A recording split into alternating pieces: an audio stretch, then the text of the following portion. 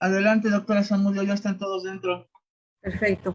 Bueno, pues muy buenas noches en la Ciudad de México, el centro del país. Buenas tardes acá al norte, Tijuana.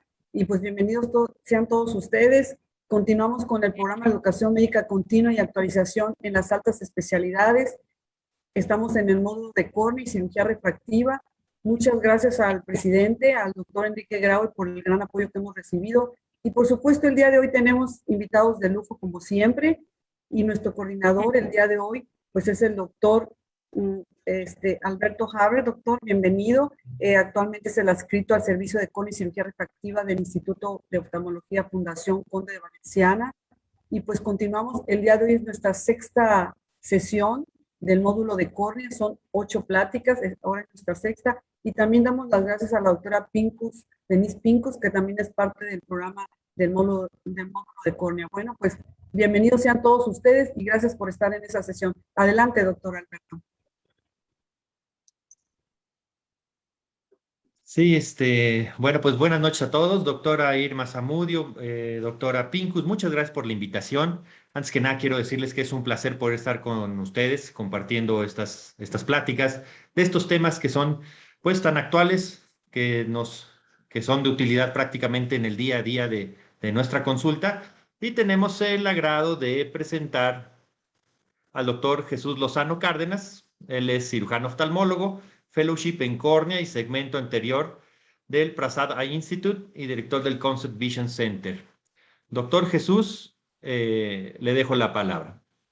Pues muchas gracias primero que nada por la invitación. Contento de estar pues, compartiendo con ustedes y pues esperemos que sea una muy buena plática. ¿Sí me escucharon? Sí. Ah, perfecto.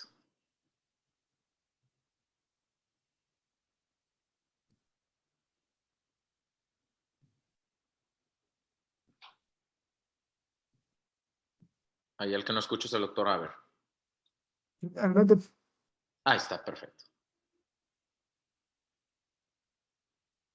Sí, la presentación la va a iniciar el doctor Guillermo. O sea, la primera de las presentaciones.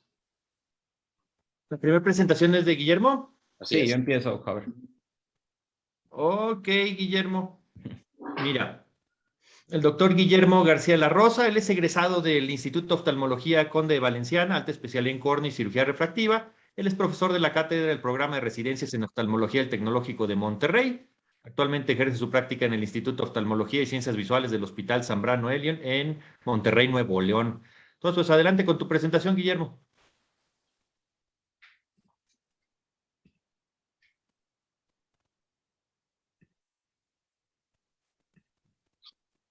Ya estoy compartiendo pantalla, me avisan si ya apareció. Me pareció adelante. Bueno, buenas noches, muchas gracias por la invitación. El objetivo de esta plática es recordar los fundamentos básicos de la topografía y la tomografía corneal para poder interpretar los mapas de una topografía y poder diferenciar si una córnea es sana o si es patológica. Existen diferentes métodos para evaluar una córnea. Tenemos el principio de reflexión, el cual utiliza anillos de Plácido o el sistema de proyección con luces LED. Y el sistema de elevación, el cual puede ser medido a través de un haz de hendidura o a través de imágenes de Scheimpflug, tomografía de coherencia óptica o tomografía de barrido. El principio de reflexión va a utilizar la córnea como un espejo en el cual se van a reflejar los discos de Plácido proyectándose en la cara anterior de la córnea. Posteriormente, un sistema de video va a capturar este reflejo de la película lagrimal y va a programar los valores y las distancias entre los anillos. Si los anillos están muy próximos, como en esta zona, nos dice que la córnea es muy curva, y si los anillos están más alejados, nos habla de una curva menor.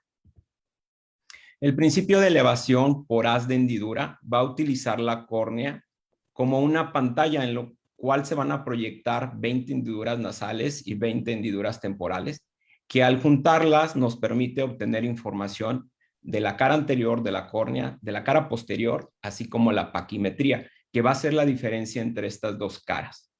Sin embargo, la medición de la cara posterior y, por lo tanto, también la paquimetría van a estar afectadas por la medición de la cara anterior.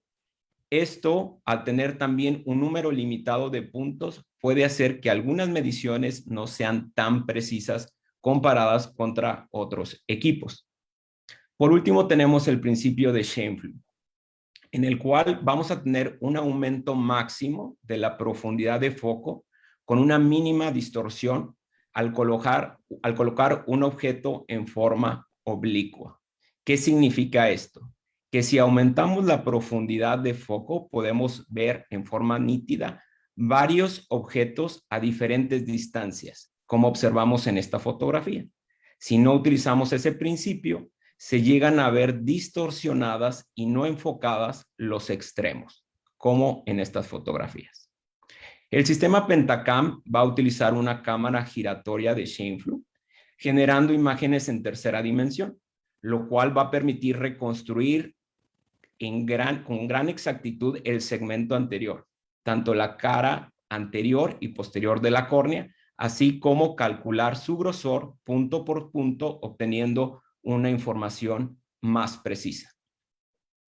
Cuando hablamos de topografía, nos referimos al análisis de la curvatura anterior de la córnea, y esta va a estar basada en anillos o discos de Plácido, y los cuales pueden ser de un cono pequeño o un cono grande, y aquí tenemos algunos ejemplos de los topógrafos más utilizados actualmente. Cuando hablamos de tomografía, tenemos información de la superficie, es decir, de la cara anterior, pero también de la cara posterior, así como la paquimetría. Y aquí tenemos algunos de los tomógrafos disponibles actualmente. Sin embargo, también hay equipos duales que combinan estas dos tecnologías, como es el caso del Sirius o como el caso del Galilei. Existen diferencias entre topo y tomografía. Sin embargo, la topografía va a estar limitada a los 9 milímetros centrales o el 60 al 70% del centro de la córnea. Tiene la desventaja que tiene un escotoma central y puede haber una sombra nasal. Va a medir de forma directa el ángulo capa y la cara anterior de la córnea, pero no va a poder medir la superficie posterior. Suele estar más afectado por la película lagrimal. Sin embargo, existen algunos equipos que analizan la película lagrimal, como el estudio de Jembis del Keratograph, que utilizan específicamente anillos de Plácido. En cambio, tenemos la topografía, que nos va a medir ambas superficies, y tenemos que la tomografía basada en OCT va a ser más precisa que la que es basada en elevación. Existen diferentes mapas de poder. En esta plática nos vamos a centrar en los básicos, que es el axial y el tangencial, así como los mapas de elevación anterior y posterior, mapa paquimétrico o de grosor corneal. Esta es una topografía Orscan, en la cual podemos observar el mapa queratométrico, el mapa de elevación anterior, el mapa de elevación posterior y el mapa de grosor o paquimetría. En este otro tenemos una imagen que es una tomografía Pentacam, en el cual podemos ver los mismos 4 mapas y vamos a analizar cada uno de ellos. En el mapa queratométrico vamos a analizar el poder de la córnea y la unidad de medida va a ser dioptrías. Lo primero que tenemos que seleccionar es si queremos un mapa sagital o un mapa tangencial. El mapa sagital nos va a dar información general y va a ser más preciso en el centro de la córnea. Y esto va a estar porque mide la curvatura en base al radio de curvatura o la distancia que hay con respecto al eje de referencia. Este va a ser más útil en cirugía refractiva o para el implante de anillos intracorneales. Aquí tenemos un comparativo entre un mapa sagital y el tangencial. Mayor definición en la parte central. El mapa tangencial va a ser más preciso en la periferia, ya que va a medir la curvatura con puntos en dirección tangencial, en forma independiente y sin relación con el eje de referencia. Este es mayor utilizado en queratocono o en ectasias corneales, en irregularidades periféricas. Nos va a dar mayor información en la periferia, pero podemos perder un poco de detalle en la parte central. El siguiente paso sería escoger la escala, en la cual podemos escoger entre una escala absoluta. Los colores van a estar relacionados con un valor queratométrico ya establecido. Córneas normales van a tener colores entre verde y amarillos. Córneas curvas van a tener colores cálidos o rojos. Córneas planas van a tener colores fríos o azules.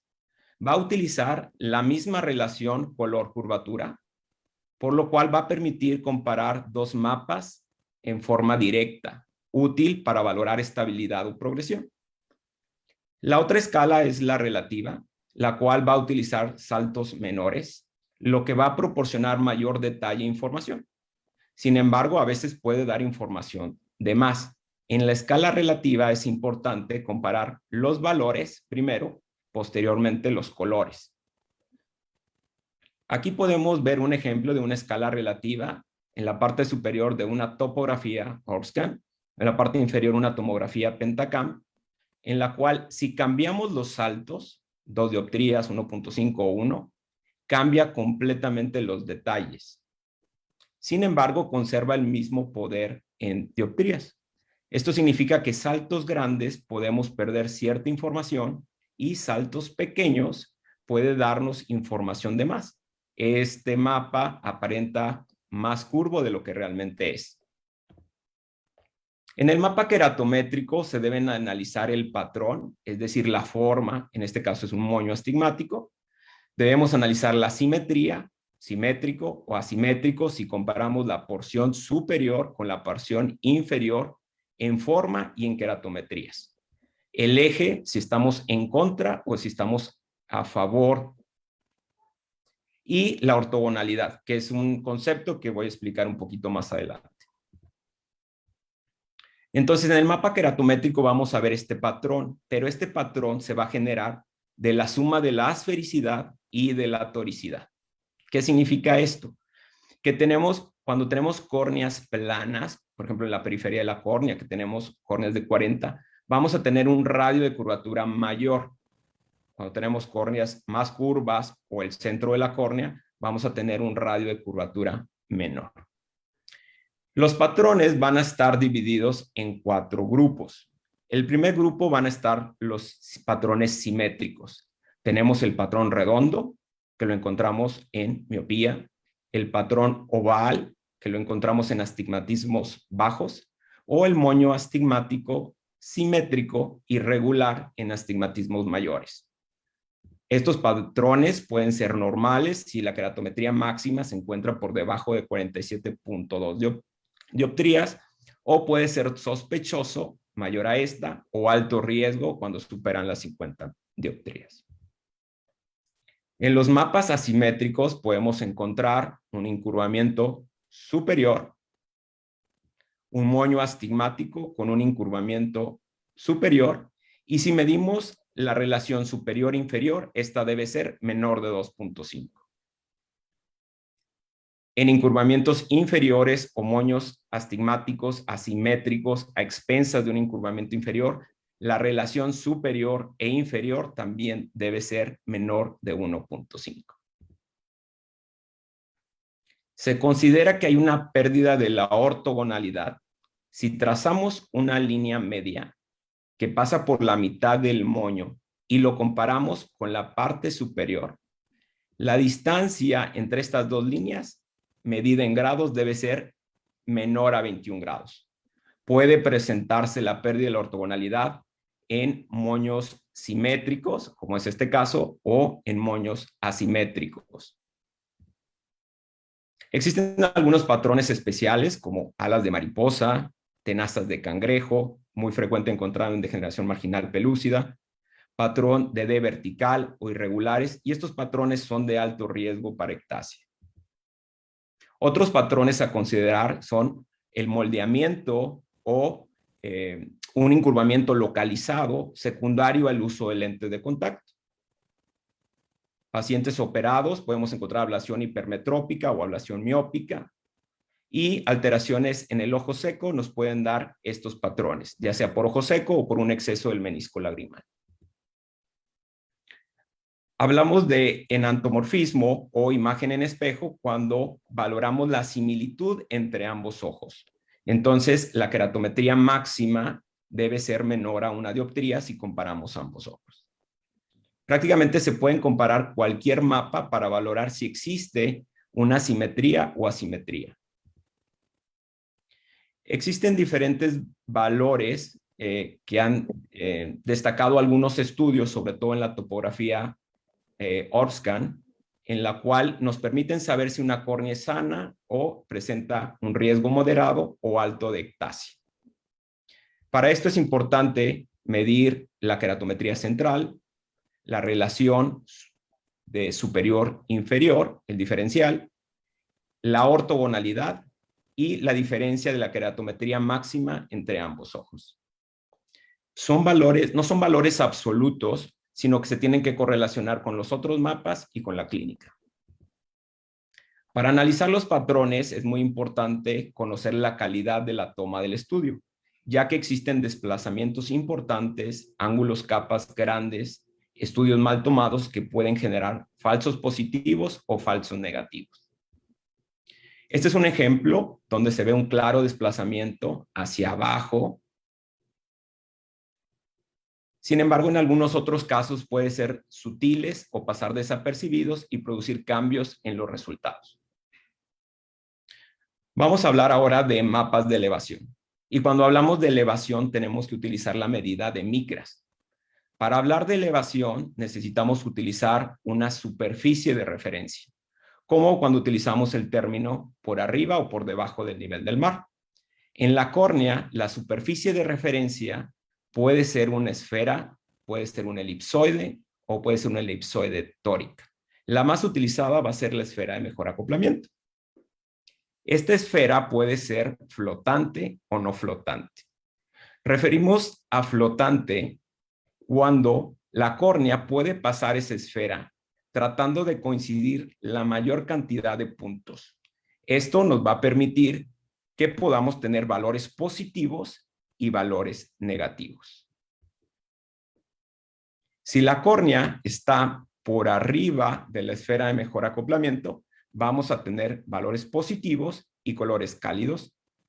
Si coincide con la esfera de mejor acoplamiento la córnea, tenemos valores neutros con un color verde. Si tenemos valores por debajo o negativos, se van a representar en un color azul o colores fríos. Si tuviéramos una córnea prolata o una córnea normal, el centro de la córnea va a estar por arriba de la esfera de mejor acoplamiento.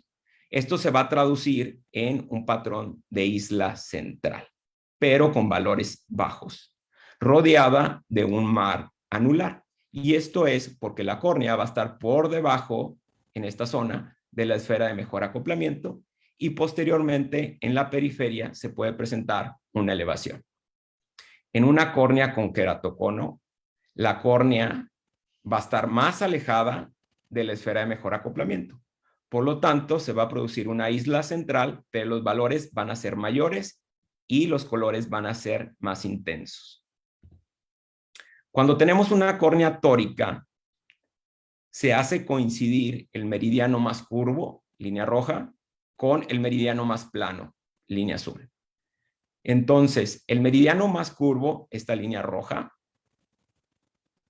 va a caer por debajo de la esfera de mejor acoplamiento, lo que significa que va a tener valores negativos y tonalidades azules. Cuando tenemos la esfera de mejor acoplamiento y tenemos el eje plano por arriba, aquí vamos a tener colores más cálidos y valores positivos. Es importante que aquí vamos a tener un patrón de silla de montar y los colores van a estar invertidos si se relaciona con el mapa de curvatura. Podemos tener una serie de patrones de elevación posterior, como pueden ser islas, puentes completos, puentes incompletos, silla de montar, o irregular. Aquí es muy importante correlacionar con la cantidad de elevación en números y de ahí la importancia por lo cual el Pentacam da varios puntos de referencia comparado contra el Orbscan que da un solo punto. Existen diferentes valores de corte que nos hablan de las córneas sospechosas. Sin embargo, estos valores van a estar afectados por la refracción, si es miopía, hipermetropía, astigmatismo, y si la esfera de mejor acoplamiento tiene una medida de 8 o 9 milímetros. Es importante valorar el punto más elevado y ver si está en la zona de los 3 milímetros, que es la zona de riesgo. Para mapas de elevación anterior, estos números deben ser menores de 8 y en el mapa de elevación posterior, menores a 18 en un paciente con miopía. Estos valores cambian en la topografía Orbscan y tenemos valores normales menores a 20 o 25 micras en el diferencial anterior y sospechosos si son mayores a 25. En el mapa de elevación posterior, el valor de corte sería 35 micras como valores normal y mayores de 40 como sospechoso. Por último, tenemos los mapas paquimétricos. Estos también se van a medir en micras. Un mapa paquimétrico nos va a permitir saber si existe una disminución en el grosor de algún punto o región de la córnea. Es muy útil para valorar si el paciente es candidato a cirugía refractiva o podemos hacer algún tipo de procedimiento. Un dato importante en la topografía Orbscan es este valor que aparece en la parte inferior de este mapa. Siempre debemos corroborar que sea 0.92, que es un factor de corrección. En las córneas normales, la paquimetría central es muy similar a la del punto más delgado. Sin embargo, en córneas patológicas, el punto delgado tiende a estar desplazado hacia la parte inferior, por lo cual es muy importante valorar las coordenadas de este punto. En la tomografía Pentacam también podemos valorar si la paquimetría superior y la inferior hay una relación, sobre todo en la zona de los 5 milímetros, y esta diferencia no debe ser mayor de 30 micras. En algunos casos, en la tomografía Pentacam podemos observar desplazamientos horizontales en pacientes que tienen ángulo capas grandes o malas tomas, o desplazamientos verticales en casos de ectasias corneales. En el perfil de progresión corneal es un cuadro que aparece en el Pentacam. En el primer cuadro podemos observar el cambio del grosor del punto más delgado del centro a la periferia. Y en el segundo cuadro podemos observar en porcentaje este cambio de grosor. Las líneas rojas deben permanecer dentro de los 2 percentiles normales, sin cambios importantes en la foga. Desplazamientos bruscos hacia abajo y este índice anormal mayor de 1.2 nos sugieren ectasias corneales, o desplazamientos hacia arriba nos sugieren degeneración marginal pelúcida. Ya por último voy a hablar del mapa de Bellin-Ambrosio. Esta es una córnea normal sin alteraciones importantes. Este es un mapa que aparece en el Pentacam, en el cual va a utilizar 2 esferas de mejor acoplamiento. La primera va a ser una esfera estándar y la segunda va a ser una esfera realzada que permite excluir los 3 milímetros centrales. Esto va a hacer que los cambios que son muy poco notorios se hagan más evidentes y poder establecer casos de ectasias incipientes o córneas con sospecha de queratocón. Sin embargo, esto se verá a más detalle en el módulo de queratocón.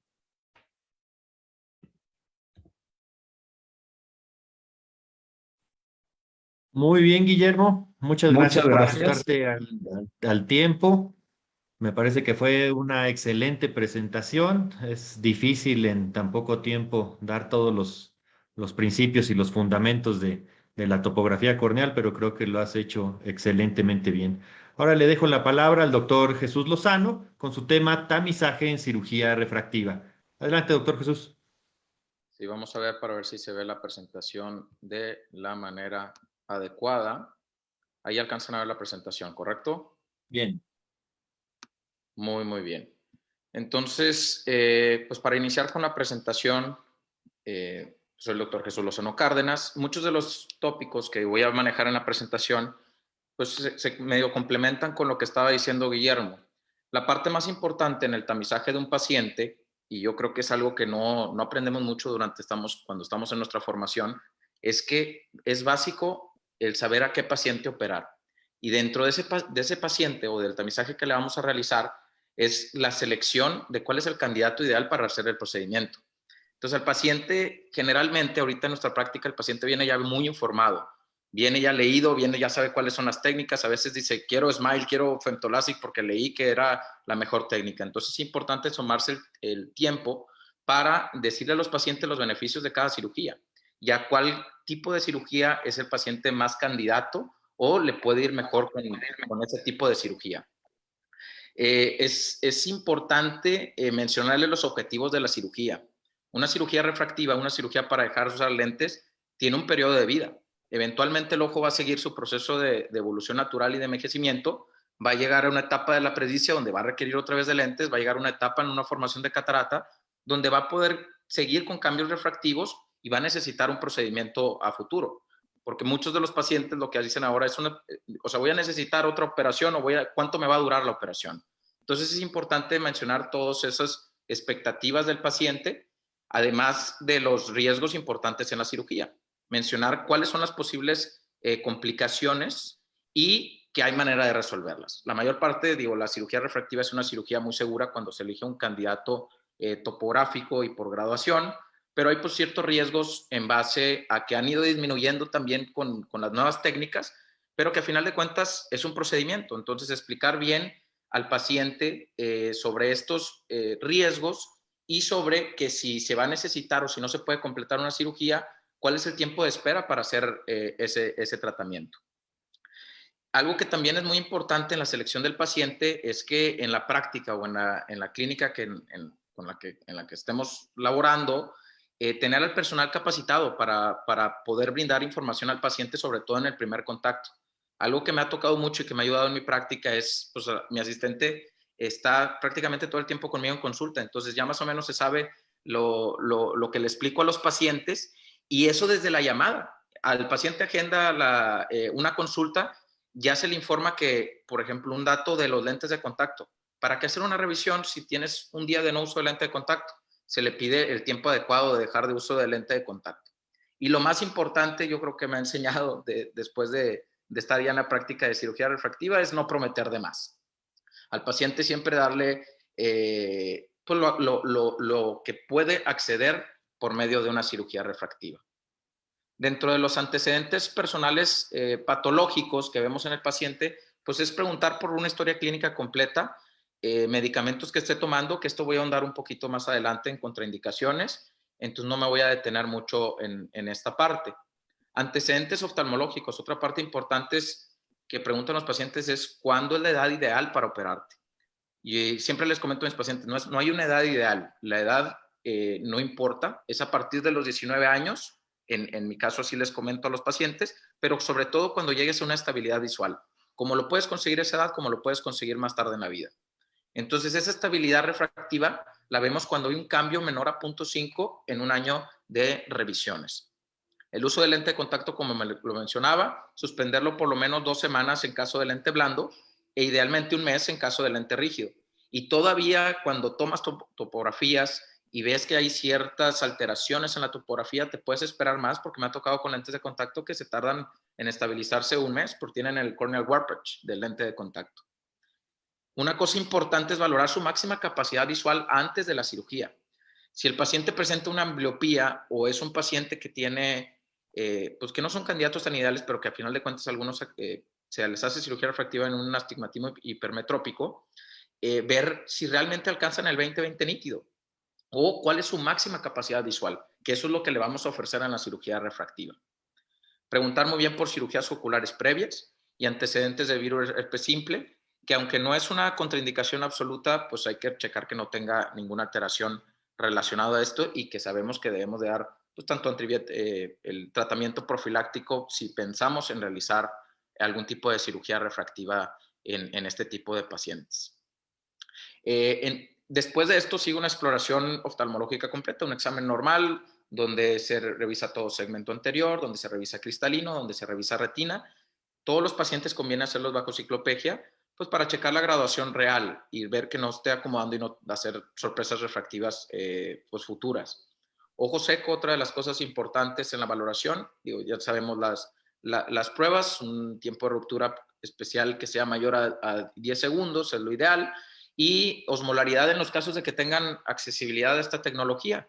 Digo, yo en lo personal aquí en Monterrey es difícil acceder a exámenes de osmolaridad, pero pues sabemos que mayor a 308 o diferencia entre 8 entre un ojo y otro, pues es a considerar dentro de la película lagrimal. Ahorita ya existe la tecnología en los softwares de algunas topografías en la que ya te mide el tiempo de ruptura propio con los anillos de Plácido. Entonces, pues es tecnología que si tienes disponible dentro de tu clínica, pues conviene, sobre todo para comentarlo con el paciente y para visualización del paciente sobre estos cambios que hay en su ojo. Dentro de las contraindicaciones, pues la edad. La Academia Americana de Oftalmología pone que es a partir de 21 años la recomendación, pero dependiendo de la plataforma que se esté utilizando. Algunos niños con anisometropía severa se pueden beneficiar cuando ya no se pudieron tratar de otra manera. Las expectativas del paciente, si son poco realistas, de hecho lo pone como contraindicación absoluta la Academia Americana de Oftalmología para hacer un procedimiento refractivo. La visión perfecta es relativa, es subjetiva. ¿Qué es la visión perfecta? Entonces explicar, como les digo, cuál es pues lo posible alcanzable con una cirugía refractiva. Dependiendo de la ocupación, pues el tipo de procedimiento que se va a realizar, desde un PRK en atletas o en pilotos que no tengan el riesgo de una dislocación de flap. Los medicamentos que esté utilizando en el momento, uno de los comunes ahorita con relación al acné o la isotretinoína, pues es revisar que no esté en ese tratamiento, aunque digo, hay información controversial con respecto a si hacer el tratamiento en ese momento o no, pues prefieres estar del lado seguro y pues esperar a que termine y revisar que la calidad de la lágrima una vez terminado el tratamiento pues esté de la manera adecuada. Embarazo, lactancia, pues sabemos que hay cambios hormonales que van a alterar la graduación de los pacientes, entonces esperar también a esa estabilidad refractiva. En lo personal espero alrededor de 6 meses después del embarazo y checar que exista esa estabilidad visual. Alteraciones corneales o de cristalino, algunas distrofias corneales pues se benefician de procedimientos como PRK en los que tienen de daños en el epitelio. Córneas muy delgadas, ya mencionó Guillermo, ahí los parámetros de dónde sí y dónde no. El valor de Corti, de hecho es algo que yo quiero comentar al final, digo, con el panel de expertos sobre la cirugía femtolásica, pues terminemos que es mayor a 500 micras lo que hemos aprendido todo, a ver si tienen alguna experiencia en córneas un poquito más delgadas de realizar este tipo de cirugía femtolásica y no irse directo al PRK. Mayor a 470, como lo mencionó Guillermo, es lo ideal para PRK y abajo de 500. Las descompensaciones corneales que se pueden ocurrir en fusing gutas, pues es contraindicación para realizar la cirugía refractiva. Antes, ahorita ya la tecnología, pues con la tecnología femtolásica ya no corres tanto el riesgo en queratometrías muy planas o muy curvas, pero si estás pensando en un láser convencional, pues sí valorar el microqueratomo que se va a utilizar para este tipo de queratometrías. Alergia u ojo seco severo, contraindicación. Y si puede ser algún problema de opacidad de cristalino, cambios en el cristalino, cicatrices corneales importantes, pues es mejor tenerlo como un no en cirugía refractiva y valorar cómo podemos mejorar esas condiciones antes de pensar en un tratamiento de dejar de usar lentes que lo consideramos estético. Dentro de las contraindicaciones absolutas, estas nada más se las voy a mostrar ahí, no voy a ahondar, esas están en la Academia Americana de Oftalmología. Las importantes las mencioné en el tema pasado, en las diapositivas pasadas, pero ahí lo que me llama la atención es que vienen las expectaciones del paciente que no son realistas. Esa es una contraindicación absoluta y la realidad nos va a quitar dolores de cabeza futuras si tomamos eso en consideración.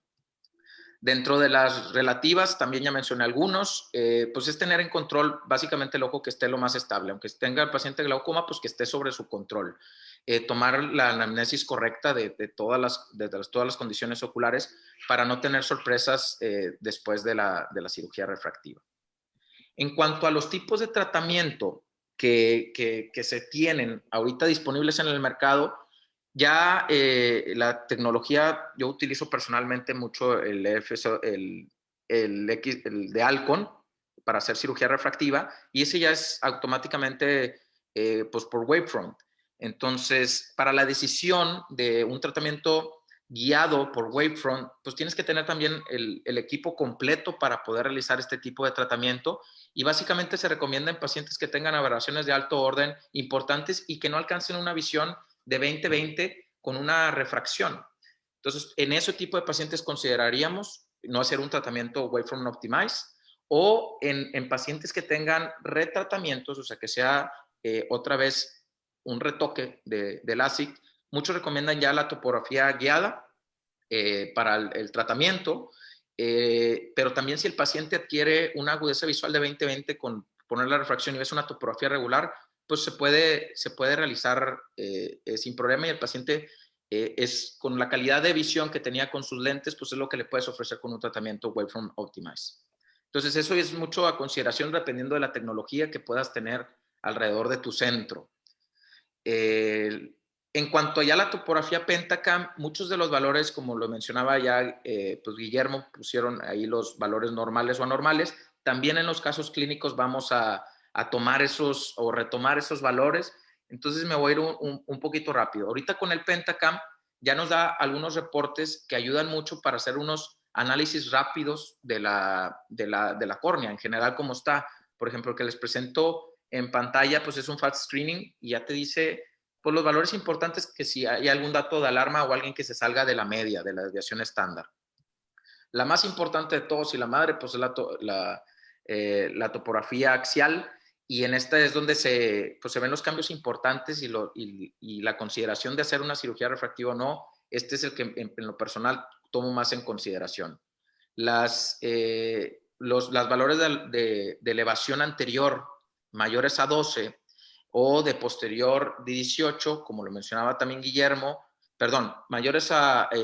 menor a 12 debe ser en la anterior y 12 en la posterior, pues son importantes de ver para descartar alguna ectasia que pudieras ocasionar tú con tu cirugía refractiva.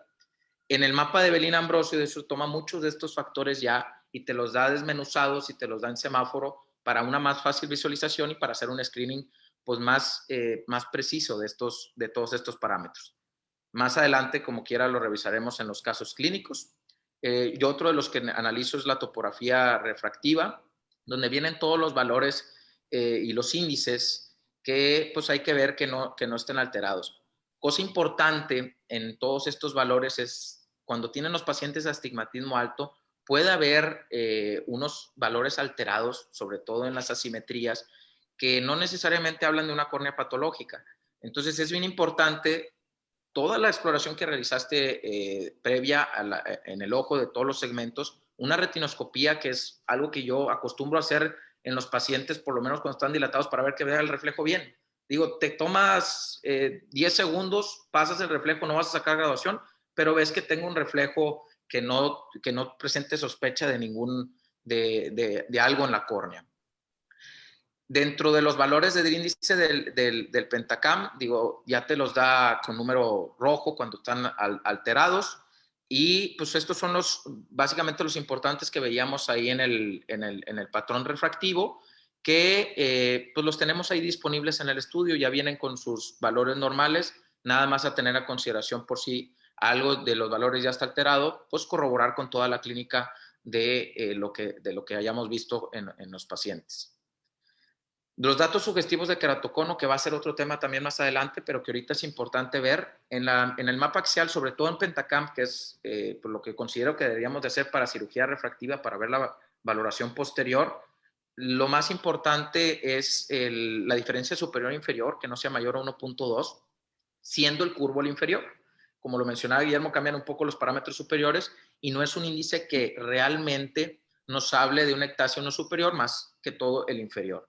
En la central promedio de 47.2, digo, dependiendo de, ya hay diferentes, dependiendo de quién lo haya medido, quién lo haya dicho, la realidad es que si ves una córnea normal, yo he operado córneas de 48 dioptrías, cuando todos los demás parámetros están bien, o sea, puede ser un astigmatismo regular, ortogonal, y que tenga todos estos valores, pues todos los demás valores bien y nada más esté alterado.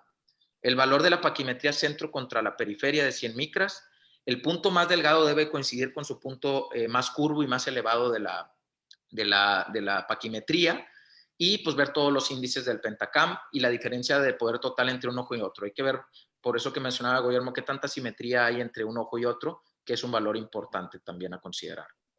Dentro del mapa de Belín Ambrosio, ya los explicó un poquito estos tres mapas Guillermo. Aquí ya solito te da los valores y te pinta en semáforo cualquiera de los valores que esté alterado, que podemos ver, como mencionábamos, en astigmatismos elevados, que el valor de en medio pues es una sobreestimación o es muy sensible a cambios y que no necesariamente son patológicos.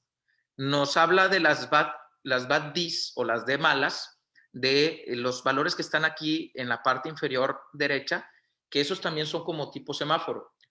Esos deben de estar abajo de 1.6, que también dependiendo de la edad del paciente, en personas con edad más avanzada, podrían ahí hacer unos ajustes o cambios que menciona el mismo Belín, pero 1.6 para abajo pues estás del lado seguro. Un valor importante que se maneja es el Artimax, que debe ser mayor a 300, y es la relación entre el punto más delgado y el índice de progresión paquimétrica máximo, junto con los valores que mencionaba de los índices de progresión, que deben de estar pues dentro de las desviaciones estándar. Esto es en base a la población en general. Los índices de abajo de las Ds habla del desvío, el primero el desvío anterior, el desvío posterior, el desvío del punto más delgado a la media de la población, el desvío del ápex de la córnea con el punto más delgado y el Artimax. En base al promedio de esos te da un valor final D, que ese es el valor pues, más representativo y que debe ser igual, menor a 1.6. Índice de Randleman, en base a las características de la córnea, valoramos y ponemos en riesgos al paciente. Entonces, nos habla dependiendo del grosor, del punto topográfico, de su edad, de la paquimetría preoperatoria y el equivalente esférico.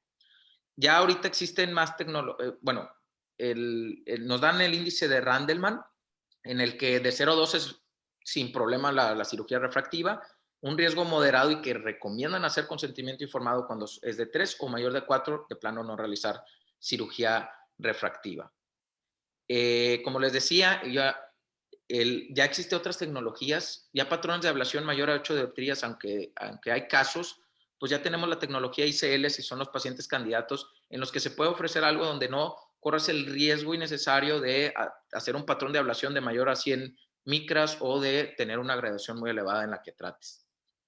Ya de las últimas cosas es el PTA, que esto es el porcentaje de tejido alterado, es una fórmula rápida de hacer, debe ser un valor a menor a 0.40.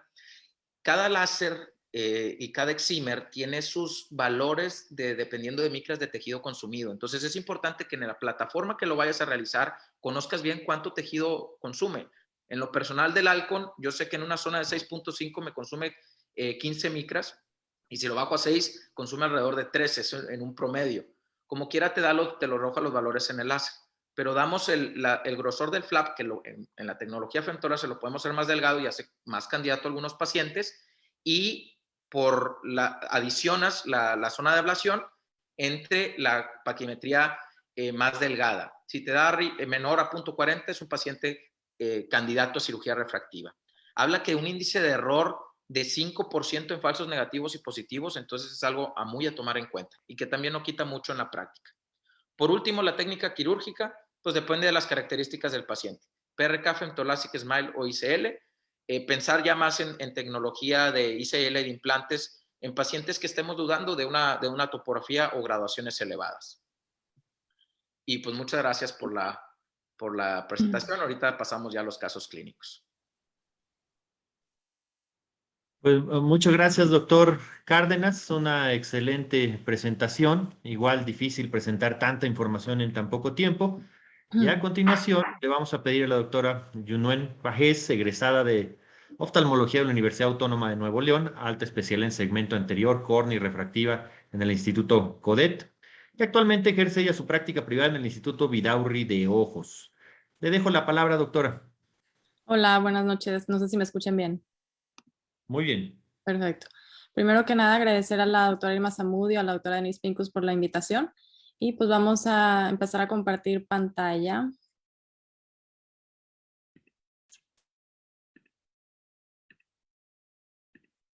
¿Se ve ahí mi presentación? Listo. Bien. Vamos a ir un poco rápido para intentar mostrar la mayor cantidad de casos y ejemplos de topografía. Empezamos desde lo más sencillo a ya cosas más complejas. Este caso es una mujer de 25 años sin antecedentes de importancia que acude interesada en cirugía refractiva. Tiene un astigmatismo miópico compuesto. Ahí tenemos su refracción con cicloplegia y sin. Y esta es la topografía del ojo derecho. Este es un tomógrafo Sirius, entonces vamos a señalar en qué lugares nos tenemos que ir enfocando, pero principalmente pues este es el mapa paquimétrico, este es el mapa de tangencial anterior, aquí viene, el de elevación anterior y elevación posterior. En esta zona nos muestra el índice de simetría, que es este, SI, en donde justo hace esa comparación de la zona superior contra la inferior y nos muestra la diferencia en dioptrías. Entonces, para considerar algo como sospechoso, en la cara anterior debería ser mayor a 1.2 dioptrías y en la cara posterior mayor a 0.32.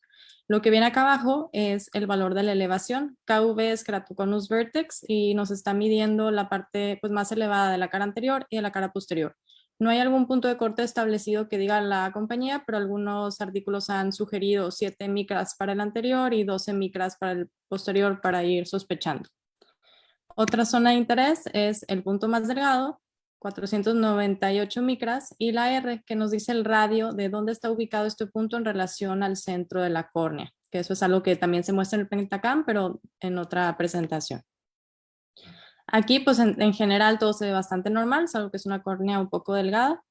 Arriba de 0.5 milímetros podemos empezar a sospechar, pero es más arriba de 1 milímetro de alejamiento del centro cuando es más probable que sea una ectasia. Este siguiente reporte es el reporte de screening de keratocono. Aquí en estos mapas, cada uno de estos círculos negros que están aquí nos muestran la zona más curva del mapa tangencial anterior, la zona más curva del mapa tangencial posterior, la zona más elevada anterior, más elevada posterior y la zona más delgada. Y de todo esto lo analiza y nos muestra con este círculo qué tan cerca están esos puntos uno de otro. Entre más cerca estén, que más coincidan, es más probable que esto sea una ectasia. Entonces aquí nos arroja una especie de diagnóstico, nos dice que es compatible con la normalidad. Y aquí se repiten valores que hemos visto en los otros mapas. En el ojo izquierdo podemos ver también que nuestro índice de simetría es normal, las elevaciones tanto anterior como posterior normales, nuestro grosor más delgado de 491 y con un alejamiento del centro de 0.6 milímetros.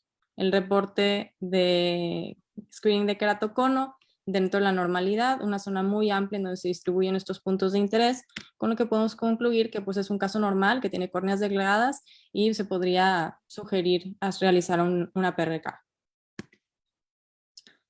Este siguiente caso es un hombre de 35 años, sin importancia. Aquí estamos viendo los mapas sagitales, a diferencia de 4 mapas que incluye el tangencial, para poder evidenciar muy bien el astigmatismo alto con la regla que tiene. Entonces aquí podemos ver que es ortogonal, que es simétrico en ambos ojos, que no hay una desviación como la que mencionaban, que hay que estar al pendiente. Y ya en el de 4 mapas confirmamos que no hay alteraciones en la simetría superior e inferior, en las elevaciones. Como es un astigmatismo alto, se ve esta zona plana que mencionaban en la plática previa, y pues el grosor más delgado es de 550 micras, a 0.4 milímetros del centro. En el mapa de screening de keratocono, todo sale dentro de la normalidad, una distribución amplia de estos puntos, y en su ojo contralateral, de igual manera, cumple con los datos de seguridad. Todos los parámetros están por debajo de los de sospecha. Podemos ver nuevamente aquí cómo se distribuye las zonas más planas por el astigmatismo con la regla que tiene. pues podemos concluir que es un caso de astigmatismo miópico simple con la regla. No hay alguna alteración ahí. Este siguiente caso, de entrada en los mapas podemos ver que es un astigmatismo contra la regla. Esto ya nos debe hacer sospechar que puede haber una posible patología, pero vemos que es ortogonal, que está bastante simétrico, que no hay un encurvamiento mayor a 21 grados. Y revisando los otros datos de interés, la simetría superior e inferior está conservada, los datos de elevación tanto anterior como posterior están normales, el punto más delgado no está desplazado del centro.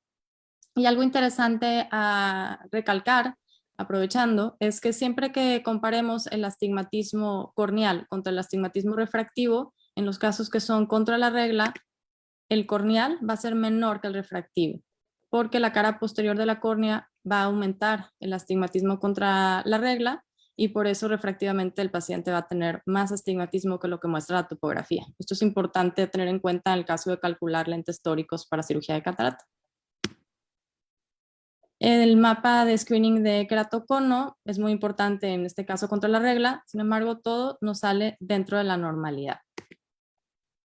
En el ojo izquierdo, la simetría superior e inferior está conservada, la elevación también, el punto más delgado no está desplazado del centro.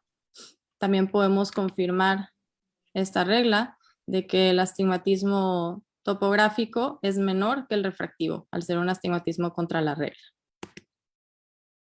No hay ningún dato de sospecha de ectasia, pues es un paciente que tiene un astigmatismo miópico compuesto contra la regla, pero no tiene ninguna patología. Siempre hay que advertirles que no tallen sus ojos, que no duerman sobre sus manos por el riesgo de queratocono, pero en este caso no hay necesidad de hacer ningún tratamiento. El siguiente caso es una mujer de 19 años sin ningún antecedente sistémico de importancia, más que tallar sus ojos por hábito, porque niega prurito, y refiere dormir sobre su ojo izquierdo. Consulta por una baja visual de 9 meses de evolución, tiene una agudeza visual de 20/20, 20/60 sin corrección, que corrige a 20/20, 20/25 con la refracción ahí marcada. Cabe recalcar que el ojo izquierdo pues es contra la regla. Aquí tenemos los mapas sagitales. De entrada podemos ver que pues hay una pérdida en la ortogonalidad, que está asimétrico, ¿sí? Los valores queratométricos, la más curva en 45/29 en el ojo derecho, 48 en el ojo izquierdo, y pues eso ya es dato de sospecha. Más el tallado y el dormir del lado izquierdo nos hace sospechar en una ectasia. Aquí sí podemos ver que sí están alterados estos índices de simetría en el ojo, en la cara anterior del ojo derecho, mayor de 1.2 y la posterior mayor de 0.32, igual la elevación mayor de 7 en la anterior, mayor de 12 en la posterior, la parte más delgada de la córnea en 485 micras, aunque pues no está tan desviada, 0.6 milímetros. Aquí nos lo marca como un límite, pero con los demás datos y ya al comparar con el otro ojo, no podemos descartar una ectasia. Aquí como no coinciden tanto los puntos, lo marca como límite, pero por eso siempre hay que tomar en cuenta el ojo contralateral.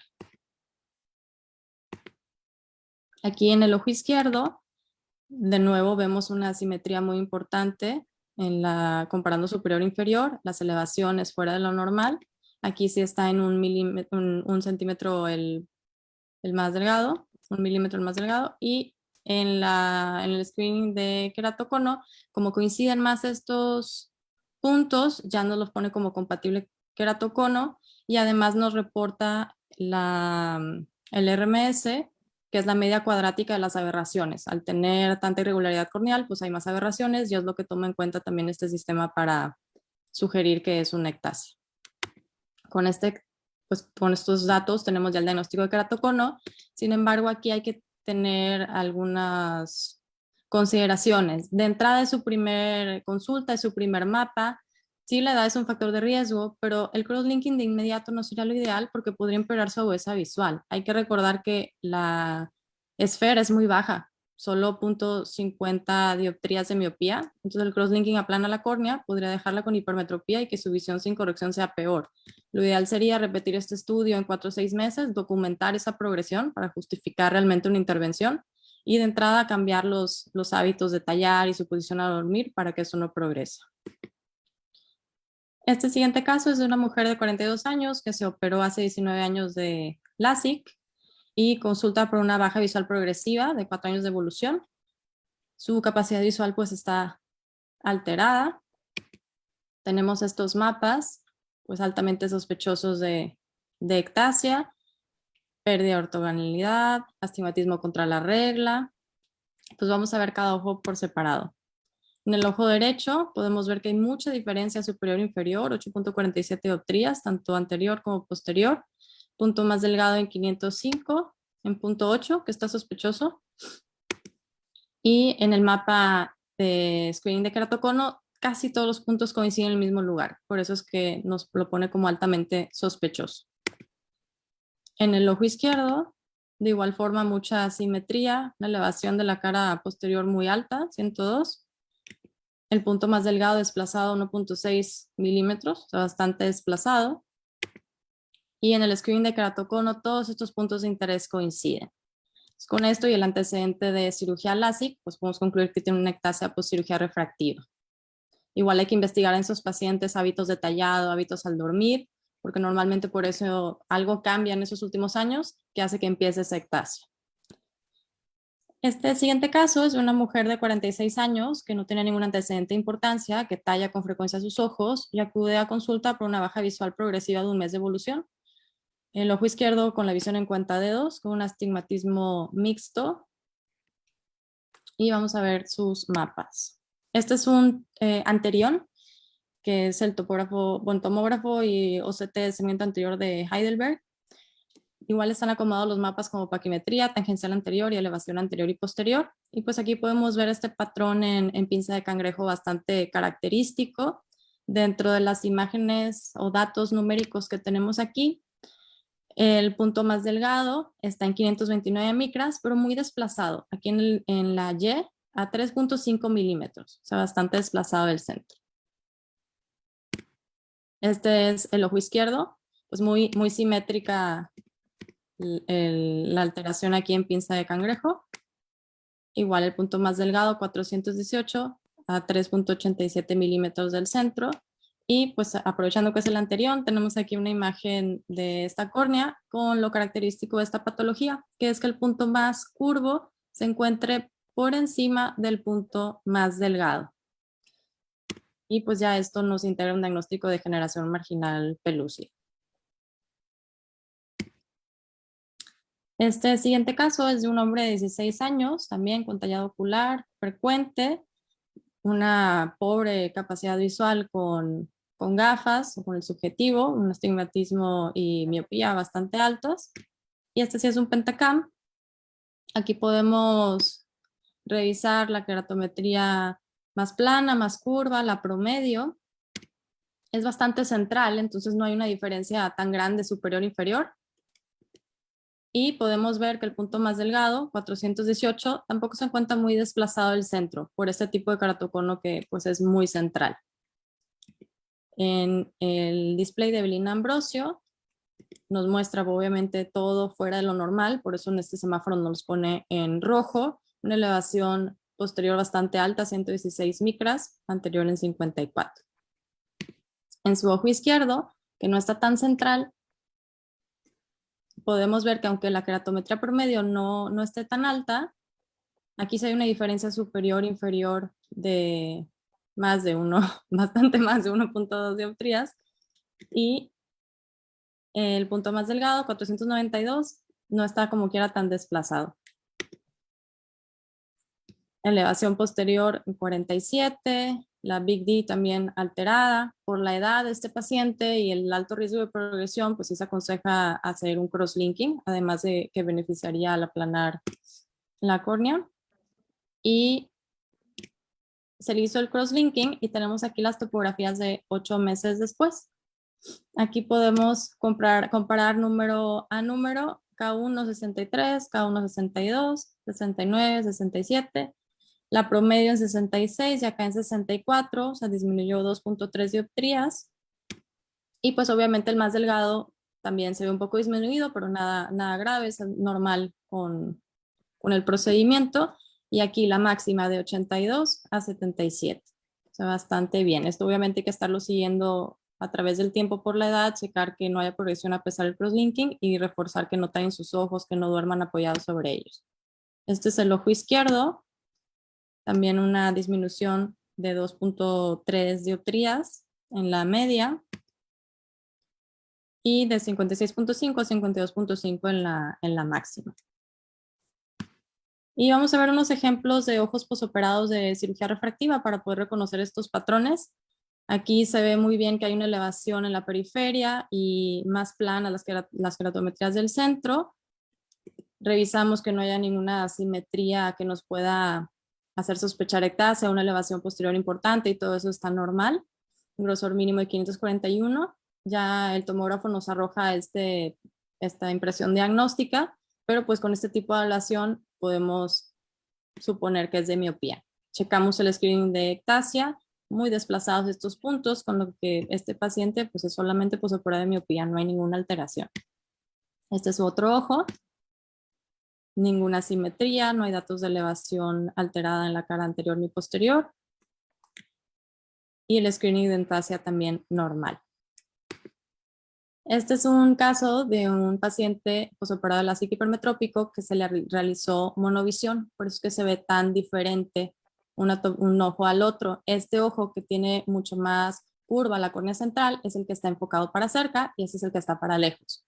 En esta toma sagital, que como mencionó el doctor Guillermo, muestra más la zona central, a veces no es tan evidente la ablación, pero si pasamos al siguiente mapa, que es el tangencial, podemos ver aquí dónde se hizo la ablación de este tratamiento. Es mucho más evidente aquí.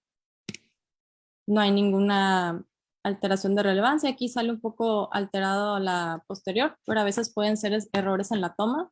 Aunque aquí muestra buena calidad, esta zona no marcó bien los parámetros. Este es el ojo izquierdo. ¿Todo bien?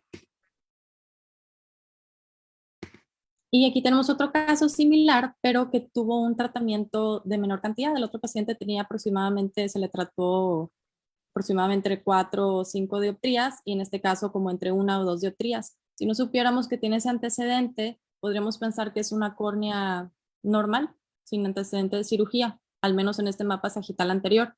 Pero aquí nos podemos fijar en otros reportes del tomógrafo, como es el factor Q, que es el índice de forma o de la curvatura que tiene la córnea, y vemos que si lo normal es menos 0.26, en este caso está más negativo, o sea, es una córnea más prolata y eso nos habla de que puede haber tenido un antecedente de una cirugía refractiva. Ya si confirmamos en el siguiente tangencial, pues podemos ver la ablación, pero a veces solo con el sagital no es fácil discernirlo.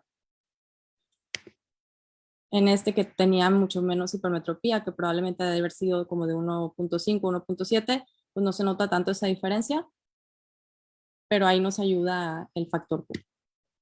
Este es un caso de un paciente posoperado de queratotomía radiada, mucha irregularidad, mucha variación.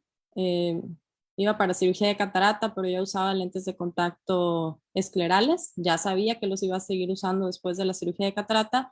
Pues en estos casos es muy difícil hacer un cálculo de lente que nos deje muy bien sin corrección porque hay mucha irregularidad corneal.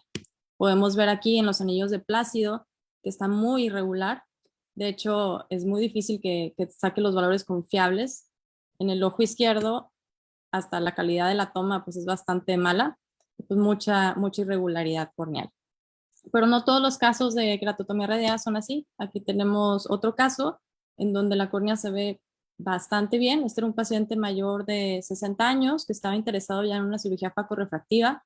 Tenía una graduación pues bastante incómoda y aprovechando que su catarata no era tan avanzada, se pueden hacer algunas cosas para confirmar que el eje de su astigmatismo sea confiable. Entonces, si con una corrección aérea puede lograr esta buena agudeza visual, lo más probable es que un lente tórico en su caso pueda ser una buena opción, a diferencia de otros casos con córneas más irregulares.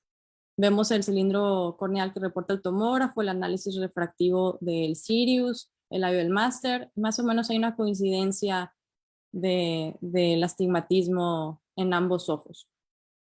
Este paciente, vemos aquí los anillos de Plácido mucho más regulares que en el otro. Se terminó colocando un lente tórico y logró una agudeza visual sin corrección de 20/25, bastante buena en su ojo derecho, y en el ojo izquierdo de 20/20.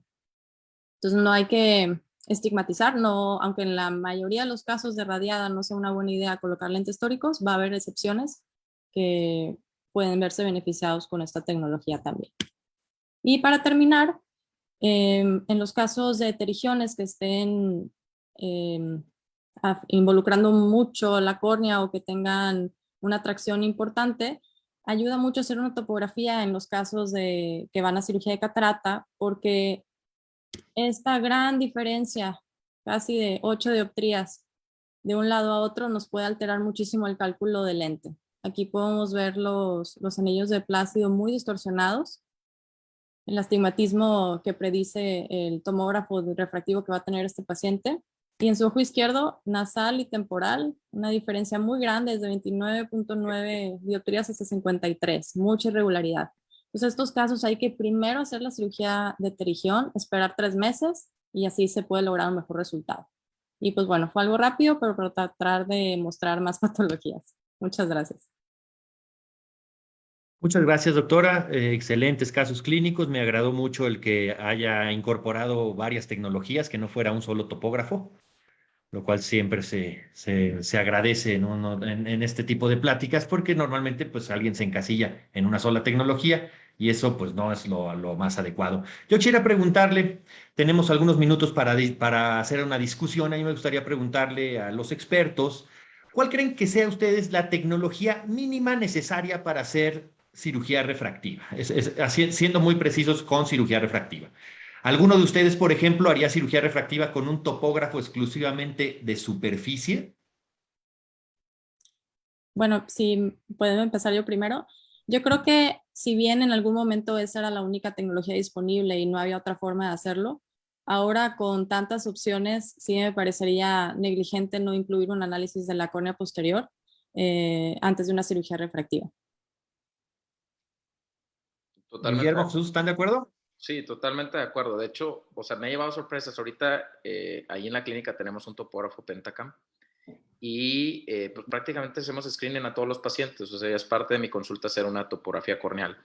Me ha dado bastantes sorpresas. O sea, el cono posterior o el que empieza a detectar y que no se ve nada en la anterior, pues es bien prevalente. O sea, si te pones a hacer topografía de la población general, te encuentras, digo, tengo la anécdota de que el anestesiólogo que es socio de nosotros, visión 20/20 y tiene un cono posterior.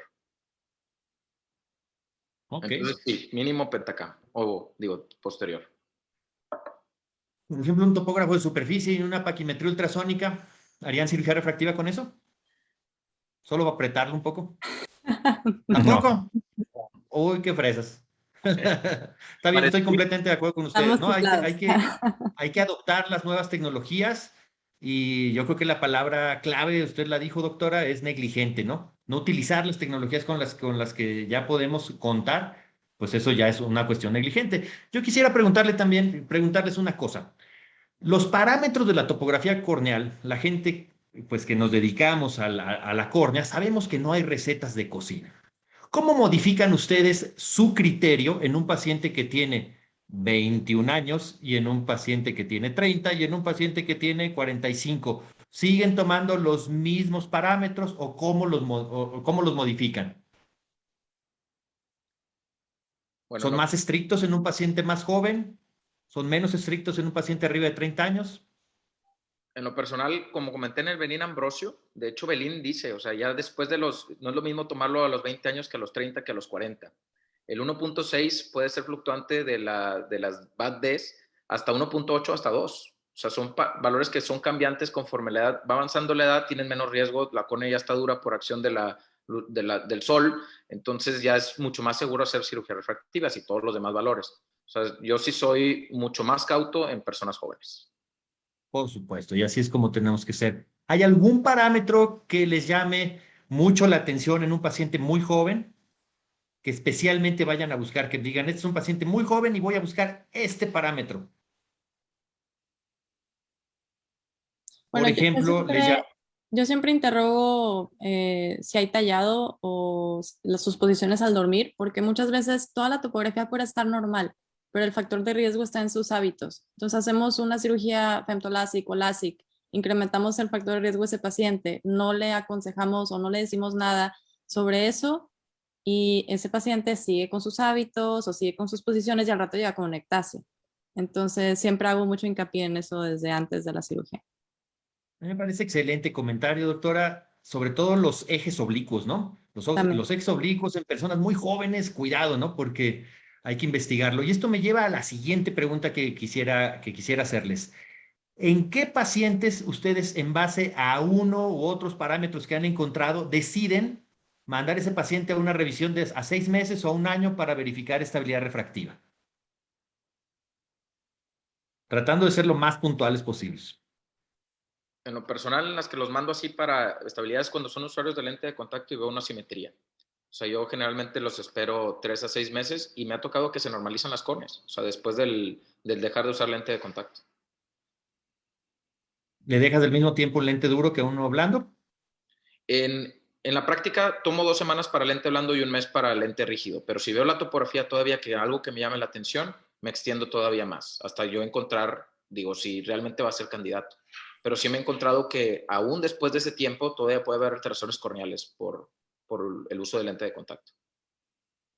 Sí, ¿Alguien más, doctora? no hay una Eva. medida estándar en pacientes con lentes de contacto. Ok. Realmente puede ser muy, muy variable. Sí hay un artículo que dice que, hablando de lentes de contacto blandos, son 2.5 semanas, pero la verdad es que hay que estar checándolo constantemente hasta ver que ese moldeamiento, ese incurvamiento localizado que no corresponde al resto de los mapas, nos hablan de un moldeamiento y tenemos que suspender más tiempo el lente de contacto.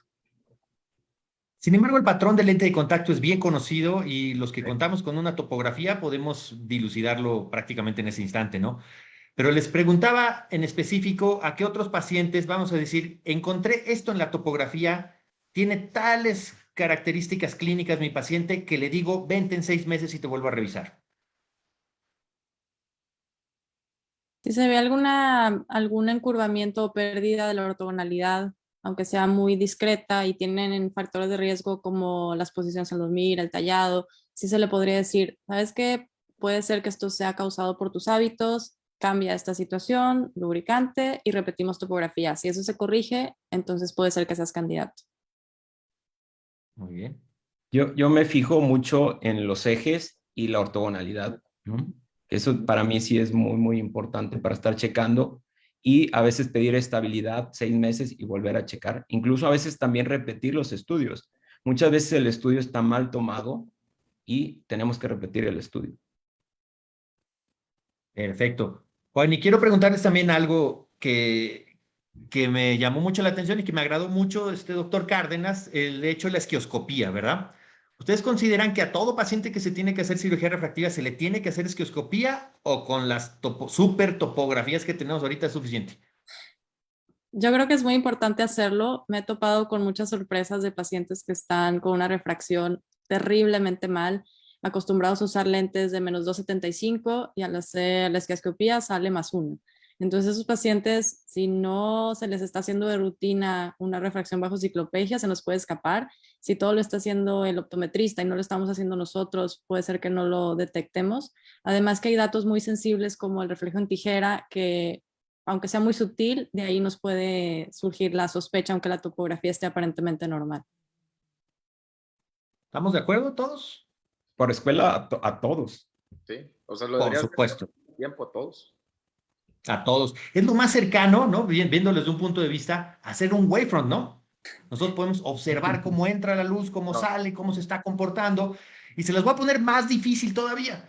Vamos a suponer que tiene una topografía perfectamente normal y tienen unas sombritas medio atijereadas. ¿Qué hacen? Se dejan ir por la clínica, se dejan ir por, o les falta datos clínicos para tomar la decisión. Nos faltarían datos clínicos. Ahí te ¿Como importa cuáles? mucho la historia clínica. Importaría mucho Pues repetir el estudio de topografía. Puede ser el mismo o complementar con otra topografía. Incluso valorar histéresis corneal si tenemos algún dato ya muy sospechoso. Se tiene que complementar. y no me van a dejar mentir, esto suele ocurrir en pacientes que no alcanzan fácilmente el 20/20, ¿no? que tiene una refracción que dice uno, pues es un -3 con -2 y debía lo voy a llevar a 20/20 perfecto, a 20/15 y resulta que trae una tijerita ahí medio rara y no alcanza el 20/20, nos cuesta mucho trabajo y a veces tiene que ver con curvaturas posteriores, ¿no? Y los topógrafos no podemos perder de vista que son herramientas, ¿verdad? No son recetas de cocina, son herramientas que nos pueden ayudar a hacer las cosas mejor. A mí me gustaría que me compartieran ustedes cuál es su mapa, de los mapas, ya sea paquimétrico, de poder o de elevación, ¿cuál es su mapa predilecto? Platíquenme. Yo lo mencioné, el axial es para mí el que más tomo en cuenta. O sea, ese sería, si es el principal, el axial es el que dictamina. Depende. O sea, En pláticas de expertos en elevación posterior, consideran que puede ser el principal mapa o el primero en leer, sobre todo si tenemos una tomografía Pentacam. Pero Okay. en algunos casos también el queratométrico, el axial o el tangencial pueden ser el que nos den mayor sensibilidad a algunas cuestiones o cambios en la queratometría. Pues va a tener que desempatar, doctora. Sí, pues evidentemente existen todos esos mapas porque cada uno nos da una información relevante que hay que consultar. Y es bueno pues tener un orden de estar revisando los parámetros para que no se nos pierda nada. Pero sí pensaría que el de elevación es muy importante porque si consideramos que las ectasias suelen empezar en la cara posterior, pues no lo veríamos en el axial, no lo veríamos en el tangencial anterior. Ahí es donde en teoría empezaríamos a ver una alteración. Ok, me gustó mucho lo que nos platicas de ser sistemáticos, ¿no? Toda persona que tome un estudio en sus manos, uno puede saber su grado de experiencia porque no da diagnósticos a vuelo de pájaro, ¿cierto? No tiene que tomar los estudios, verlos con calmita, ¿verdad? Irlos viendo, analizando, describirlos en nuestra mente para que después podamos emitir un diagnóstico, ¿no? No tomarlos y de lejos decir, ah, sí, es un cono, es una degeneración. Entonces, me gustó mucho ese comentario de ser sistemáticos. Pues miren, yo estoy completamente de acuerdo con todos ustedes. Cada mapa tiene su importancia y de hecho a eso iba con la pregunta, ¿no? No hay un mapa que sea absolutamente importante si no lo correlacionamos con el otro, ¿verdad? ¿De qué me serviría un buen mapa axial si no tengo su correlación con el mapa de elevación? Y si no me corresponde con el punto más delgado, ¿verdad? Es decir, todos los mapas son muy importantes. Pero en esta ocasión voy a estar de acuerdo con el doctor Cárdenas. A mí también me parece el mapa más importante, el mapa axial, ¿verdad? Y es importante también tomar en cuenta, es nuestra herramienta la topografía, ¿cierto? Ya sea que sean puntos de elevación de Shaneplug, ya sea que sea un OCT, ya sea que sean anillos de Plácido más Scatter Technology, que es lo que usa el Orscan y otras tecnologías, o los combinados, ¿no? Como nos platicaba Guillermo, ¿no? El Galilei, que es completamente un mapa de Plácido, o el Sirius, ¿no? Que utiliza las dos, o Pentacam. Pues la verdad es que me parece francamente irrelevante, ¿no? Uno tiene que tomar la topografía de cualquier topógrafo y poder hacer un buen diagnóstico. Tal vez sí tendríamos que ir al tumbaburros y ver los datos, ¿verdad? Porque hay unos que al ser más específicos que otros, pues pueden variar esos niveles. Sin embargo, no sé si ustedes están de acuerdo, un paciente que tiene una ectasia corneal, una degeneración marginal, uno puede tomar incluso una topografía de un estudio que nunca haya visto en su vida, ¿estamos de acuerdo? Y aún así poder hacer un diagnóstico. Sí. Ahora, yo me gustaría platicarles de los datos clínicos que vamos a parear con nuestra topografía corneal. ¿Cuáles son los que a ustedes, cuáles serían los que a ustedes les parecen más importantes, más relevantes? Para Parte ectasia, clínica con topografía, pero para un caso de ectasia o en general. en general. Pues la refracción, los ejes refractivos y pues ya en algún caso de patología, pues si tiene aumento de la trama nerviosa corneal, la esquiascopía, si tiene estrías de Vogt, anillo de Fleischer, otras cosas que nos pueden dar la sugerencia del diagnóstico, pero en un caso meramente refractivo, pues sí, la refracción sería algo interesante a corroborar con qué muestra la topografía. Por supuesto, ¿no? Mi paciente llega a 20/20 o no llega a 20/20, tiene estabilidad refractiva o no la tiene, Y también preguntárselos, ¿no? También se vale decir, oye, ¿has cambiado de lentes o cambias de lente continuamente? ¿Ustedes lo hacen eso? ¿Preguntan eso? ¿Revisan sus lentes? A veces traen en su bolsa, ¿verdad? Otros lentes y vale mucho la pena sacarlos, ¿no?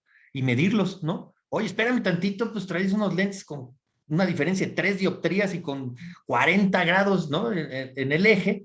¿Y qué pasó, no? ¿Qué pasó aquí? O te los hicieron francamente mal, ¿no?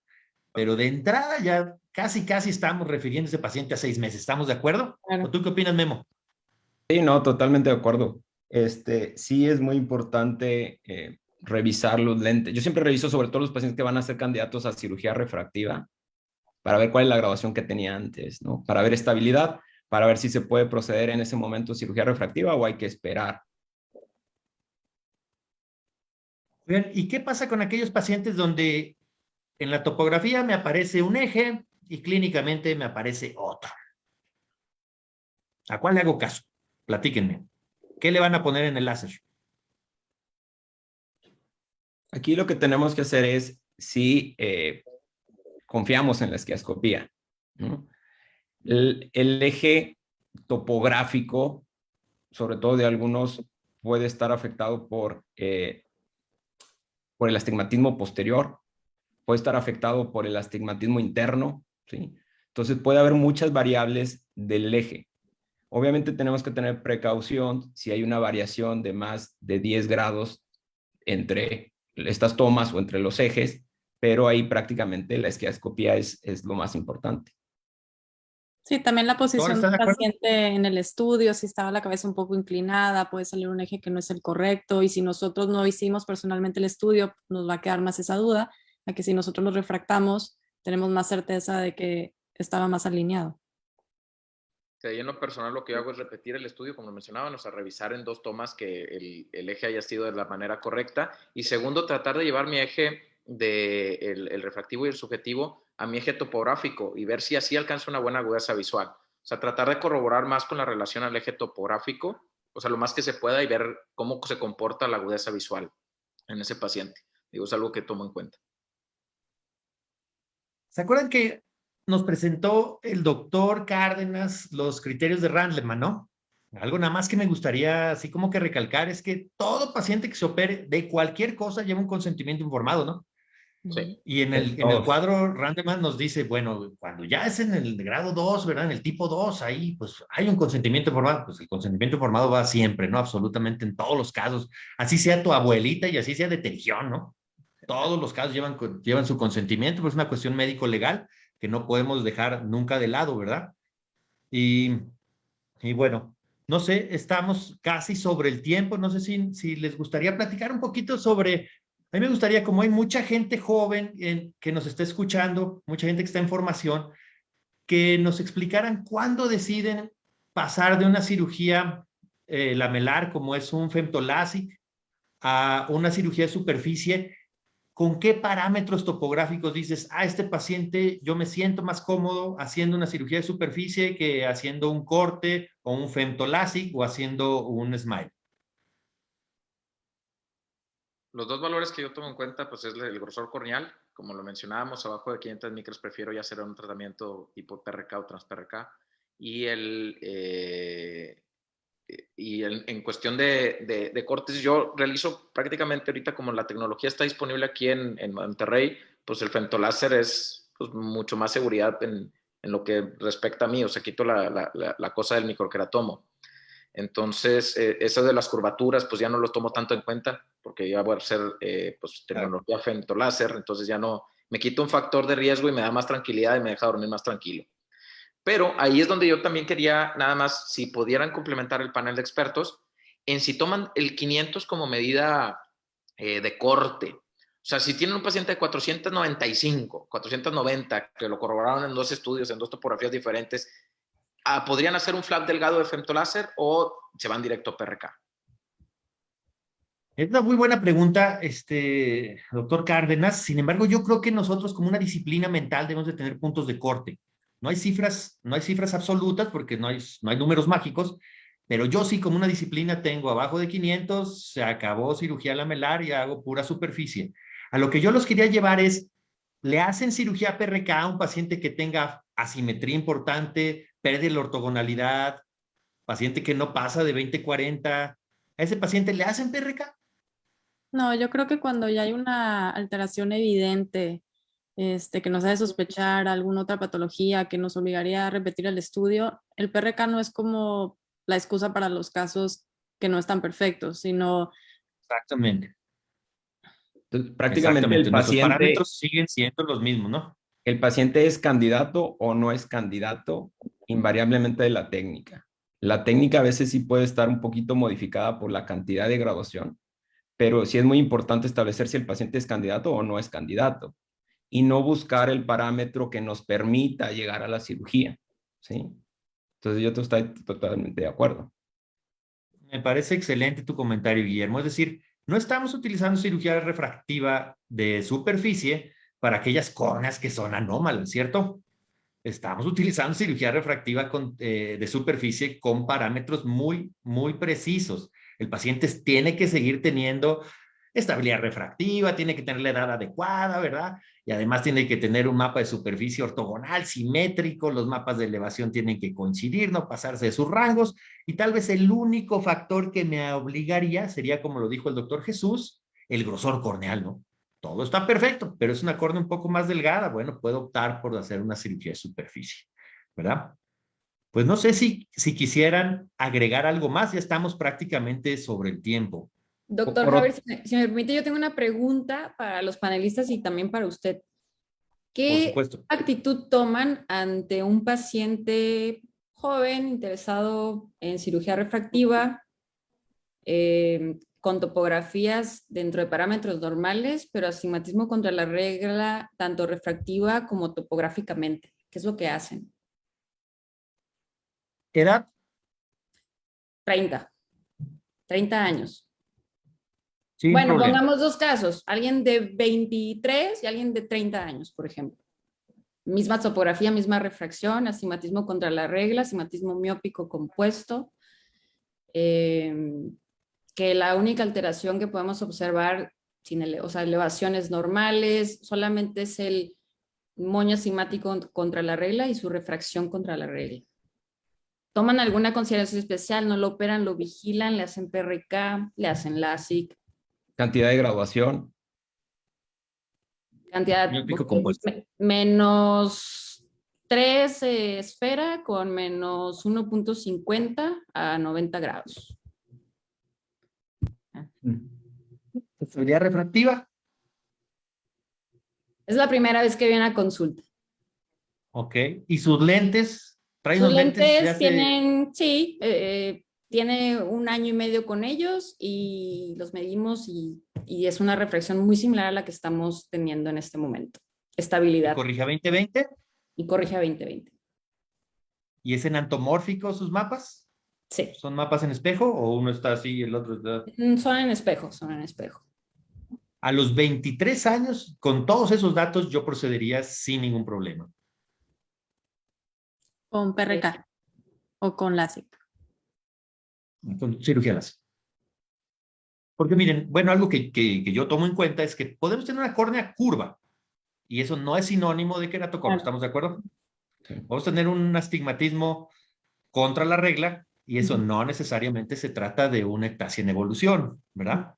Es decir, tendría que ver el mapa, ¿no? Para tomar una decisión, ¿no? El cual no existe, pero en general no me espantaría tanto, sobre todo tomando en cuenta que estoy evidenciando estabilidad refractiva. Doctor, es que no traigo otros lentes porque me senté en ellos y los rompí y pues no recuerdo ni tengo otra forma de saber mi refracción que tenía hace algunos meses o algunos años. Ah, perfecto, te veo en 6 meses y volvemos a platicar. En el caso del 23, en el caso de mayor de 30 años, igual, sin problema. En lo personal. No sé si tú opinas algo distinto, Memo o Jesús. La verdad, yo tengo pocos casos, o sea, es que es bien difícil encontrarte, digo, que vengan interesados en cirugía refractiva, un paciente que venga así con esas características. La verdad es que no me ha tocado. Cuando me toque, lo otro consejo que les voy a dar y que, digo, me ha servido mucho, ten amigos de tus colegas, o sea, siempre apóyate. Ante la duda, tenemos ya la facilidad de las redes sociales, tenemos facilidad de WhatsApp, y haz esto, o sea, platica tu caso con las personas expertas a ver qué pensarían, que no estés nublado tú por tu paciente. Entonces compara tú las opiniones de los expertos también. Genial. Pues no sé si tengan aquí, quieran agregar algo más, doctora Denise. No, pues excelente, muchas gracias. Pues darle las gracias a usted, doctor Haber, por la excelente coordinación en este tema tan apasionante. Doctora Yunuen, doctor Guillermo, doctor Jesús, gracias por aceptar la invitación. Excelentes las charlas de los tres, creo que nos deja mucho aprendizaje y tips, ¿no? Perlas que se tocaron a lo largo de esta plática, muy importantes para seleccionar y tratar de la mejor forma a nuestros pacientes. Y pues agradecer a la doctora Irma Zamudio, la presidente de la Sociedad Mexicana de Oftalmología, por esta gran iniciativa tan acertada. Tenemos muy buena asistencia, llegamos casi a 700, 800, incluyendo Zoom y Facebook el día de hoy. Entonces, y las pueden seguir viendo en la página de Facebook, entonces la verdad es que está disponible esta información para todos. Y a nombre del doctor Graue, el presidente del Centro Mexicano de Córnea y Cirugía Refractiva, agradecerles a todos por estar el día de hoy y los esperamos el siguiente miércoles. Muchísimas gracias a todos y buenas noches. Gracias, buenas noches. Buenas noches. Gusto Buenas verlo a noches. todos, como siempre. Gracias, Yunuen, Placer. Guillermo, Bye, mucho gusto. Jesús. Gracias, doctora Irma. Buenas noches. Buenas noches. Gracias, Adolfo. Buenas noches, gracias. A sus órdenes, Gracias, doctor. Adolfo. A Adiós. sus órdenes, doctor. Buenas noches. Adolfo, mil gracias. A sus órdenes, doctora. Buenas noches.